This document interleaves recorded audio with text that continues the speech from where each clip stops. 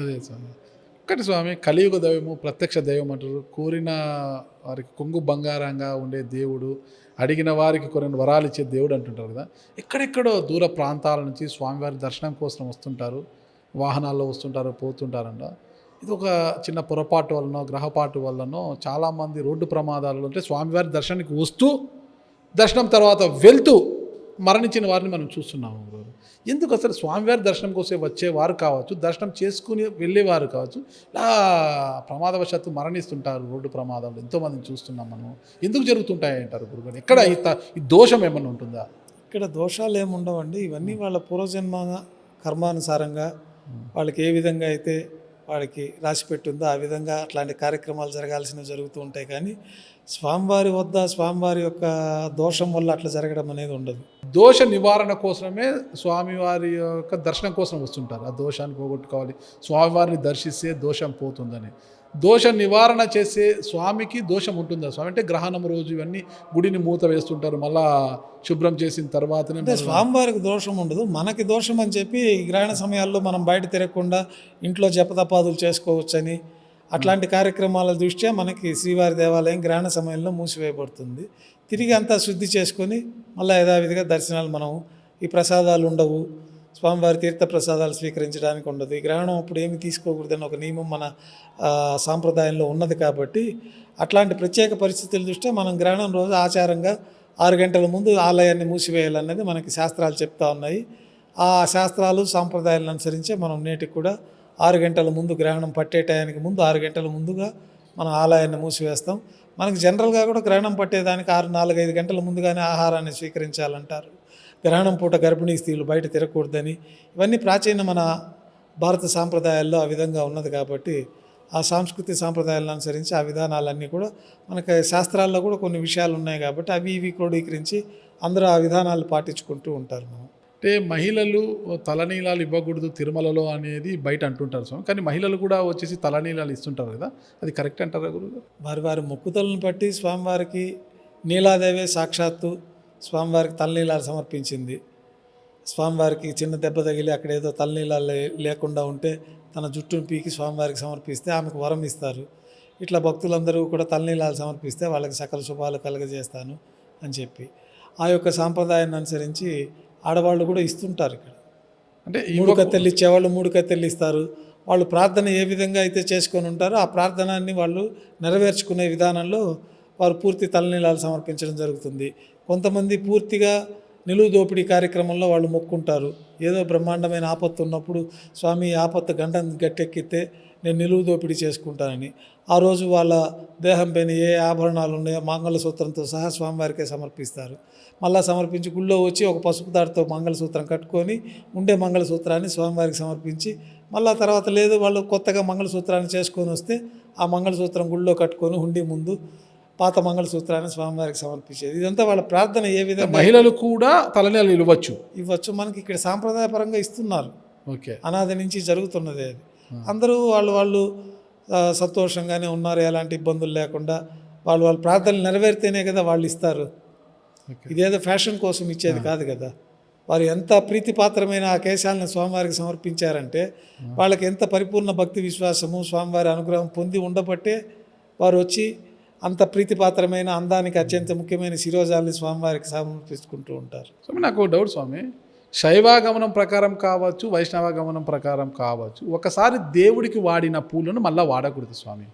కానీ ఇప్పుడు చాలా ప్రధాన ఆలయాల్లో కూడా దేవుడికి వాడిన పూలను అంటే పారే గంగలోనూ ఎక్కడైనా శుభ్రమైన ప్రాంతాల్లో పారవేయాలి, కానీ అలా వాడకపోతే దాన్ని మళ్ళీ రీసైక్లింగ్ చేసి అంటే దాంతో ఊదబత్తీలను తయారు చేసి మళ్ళీ స్వామివారికే ఊదబత్తీలను అంటిస్తున్నారు అని అంటున్నారు స్వామి.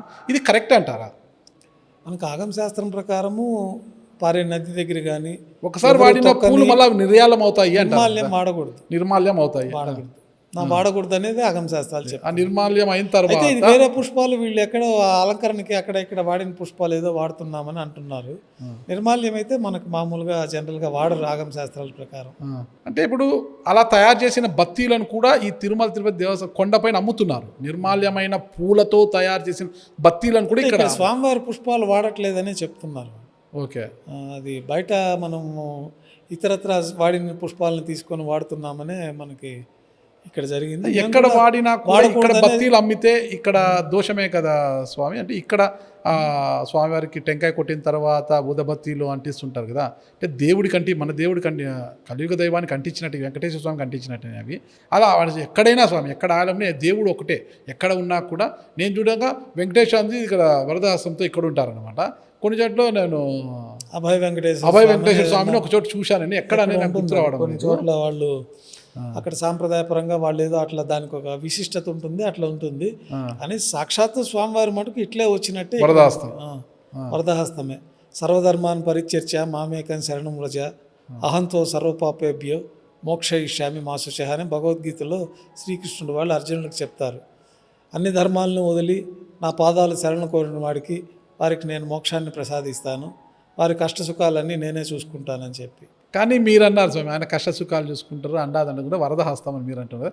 చాలామంది ఏమంటారు అంటే అభయహస్తం వరాలు ఇస్తారని, ఇక్కడికి వెళ్తే మాత్రం ఆయన త్యా అని ఉండేటని లాక్కుంటారు స్వామివారు. ఆయన ఇలా చేయబెట్టింటారు, ఒకచోట ఇలా పెట్టింటారు, అభయహస్తం అంటుంటారు స్వామి. ఎట్లున్నా స్వామివారికి వాళ్ళ ప్రార్థనల ప్రకారమే సమర్పించుకుంటారు, కానీ స్వామివారి వాళ్ళని డిమాండ్ చేయరు కదా. కరెక్ట్. వారి కష్టసుఖాలు వారి ఇబ్బందులను బట్టి వారికి అది నెరవేరితేనే వాళ్ళు వచ్చి ఇక్కడ వేసుకుంటున్నారు, కానీ వాళ్ళు ఏదో మొక్కుబడి చేసుకున్నది.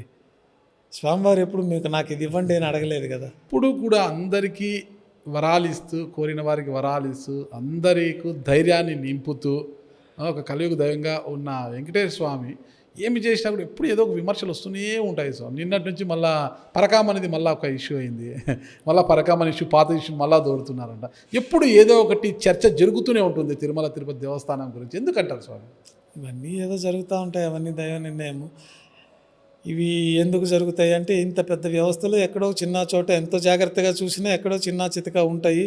అవి కొంచెం రాజకీయంగా మనము ఎక్కువ చేసుకోవడంతో అది ఎక్కువ పబ్లిసిటీలోకి వెళ్ళిపోతుంటాయి.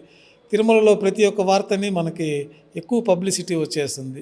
కొంతమంది వాళ్ళ అదే గతంలో మనం అనుకున్నట్టుగా వాళ్ళ గుర్తింపు కోసమని ఏదో ఒక అపోహలు క్రియేట్ చేయడము, ఒక చిన్న విషయాన్ని తీసుకొని పెద్దగా క్రియేట్ చేయడము, ఇట్లాంటివన్నీ ఇంత పెద్ద వ్యవస్థలో ఎక్కడో ఒక చోట చిన్న చితక జరుగుతుంది. ఏదైనా తెలిస్తే వాళ్ళు సెర్చ్ చేసుకోవడం అనేది ఎప్పుడు నిరంతరం జరిగే ప్రక్రియ. అది గతంలో ఇక్కడ పనిచేసే పరకామంలో అక్కడ పనిచేస్తున్న అతను చేతివాట ప్రదర్శించారు, 100 కోట్ల ఆస్తులు కూడబెట్టారు. అది స్టేషన్ వరకు వెళ్ళక పంచాయతీ చేసి ఇక జైలు జీవితం అనుభవించాల్సి వస్తుంది అనేసి మొత్తం తను సంపాదించిన ఆస్తులన్నీ కూడా టెంపుల్కే రాసేశారని అంటుంటారు. వాస్తవం?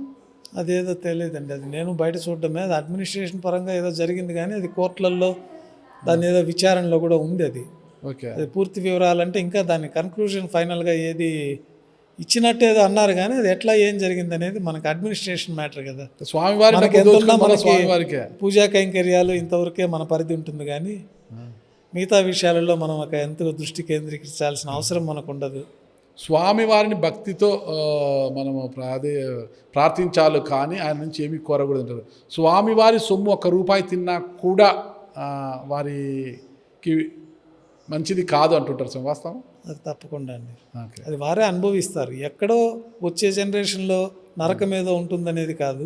ఇక్కడ మోసాలు చేసి స్వామివారి దగ్గర తప్పులు చేస్తే, స్వామివారి దగ్గర అహంకారాన్ని ప్రదర్శించిన తప్పకుండా వారు అనుభవిస్తారు. ఆయనకి ఎన్నో తార్కాణాలు, ప్రతి ఒక్కరికి స్వీయ అనుభవాలు కూడా ఎన్నో ఉంటాయి. అవి తప్పకుండా అది ఈ జన్మలోనే స్వామివారి దగ్గర మనము ఏదన్నా తప్పు చేసినా, తెలియక చేస్తే స్వామివారు మన్నిస్తారు. తెలిసి తప్పు చేయడం అనేది క్షంతవ్యం కాదని స్వామివారి యొక్క ఆగ్రహానికి గురి అవుతారన్నది ఎంతోమందికి స్వీయ అనుభవాలు ఉన్నాయి. పింక్ డైమండ్ కథ కంచికైనా గురుగారు, ఇంకా ముగిసిపోయినట్టేనా? అదంతా ఇంకా విచారణలో ఉంది. మొదటి నుంచి పింక్ డైమండ్ లేదనే చెప్తున్నాం. మా దగ్గర రికార్డులలో కూడా పింక్ డైమండ్ అనేది లేదు, అది రూబీ అని. ఆ రోజు కూడా మా దగ్గర గతంలో మిరాసి టైంలో మేము ఒక రికార్డు మెయింటైన్ చేసేవాళ్ళం. ఈ జ్యువెల్స్ అన్నీ మా కస్టడీలోనే ఉండేవి. మేము వంతు మారేటప్పుడు, నా వంతు నుంచి ఇంకొకరు వంతుకు మార్చేటప్పుడు నా పాత రికార్డు, నేను హ్యాండ్ ఓవర్ చేసుకున్న రికార్డులో ఉన్న ఐటమ్స్, దాని డిస్క్రిప్షను, అదే రికార్డు వాళ్ళు పెట్టుకొని ఉంటారు.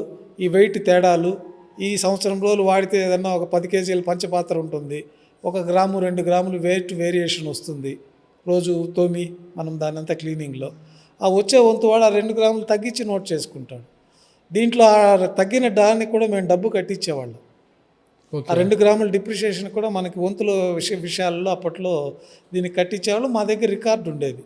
నేను ఆ పింక్ డైమండ్ ఇష్యూ వచ్చినప్పుడు కూడా మేము ఇక్కడ చెప్పడం జరిగింది. ఇదేదో కొంచెం వేరే విషయాల వల్ల దీన్ని ఇట్లా ప్రచారం మొదలైంది, కానీ పింక్ డైమండ్ అనేది లేదు, అది రూబీ. కానీ ఉంది అని ఆ రోజు మైసూర్ మహారాణితో కూడా మాట్లాడడం అంతా జరిగింది ఇక్కడ ఉన్న పండితులు ఇప్పుడు వాళ్ళే లేదని చెప్తున్నట్టు కూడా ఇటీవల వార్తాపత్రికల్లో మైసూరు సంస్థానం వాళ్ళే లేదు, అది వాళ్ళ రాజు వేసుకొని ఉండేది, అది వచ్చేసి మనకి లేదనే వాళ్ళు ఇప్పుడు డిక్లరేషన్ ఇస్తున్నారు. మా రికార్డులో కూడా లేదు అది.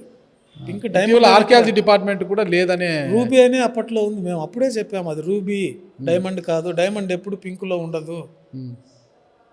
అది ఏదో కొంచెం వాళ్ళకి ఎందుకు అట్లా అనిపించిందో తెలియదు కానీ అది రూబీ, రికార్డులలో రూబీ అనే ఉంది, ఓకే. ఇప్పటికీ రూబీనే అది.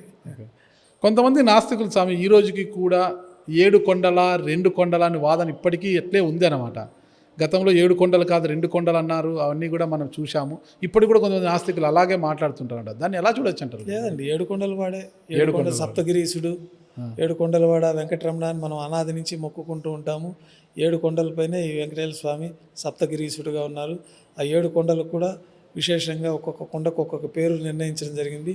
ఇది మనం నిర్ణయించింది కాదు, పురాణాల్లో జరిగింది. అంజనాద్రి అంటారు, అంజనాదేవి అక్కడ తపస్సు చేసింది కాబట్టి అంజనాద్రి. గరుడాద్రి అంటే గరుత్మంతుడికి ప్రీతిగా ఉంటుంది కాబట్టి గరుడాద్రి, వృషభాద్రి, ఇట్లన్నీ కూడా 7 కొండల పేర్లు చెప్తారా గురుగారు ఒక్కసారి? శేషాచల, గరుడాచల, వృషభాచల, నారాయణాచల, అంజనాద్రి, గరుడాద్రి, ఇట్లా వాటికి 7 కొండల పేర్లు ఉన్నాయి మనకి పురాణాల్లో. ఓకే, 7 కొండలు, 7 కొండలే, 2 కొండలు కాదు, 7 కొండలే అని పురాణాల్లో ఉంది. మనం ఏదో ఈరోజు కొత్తగా దాన్ని మనం నిర్ధారణ చేసింది కాదు, పురాణాల్లోనే ఉన్నాయి.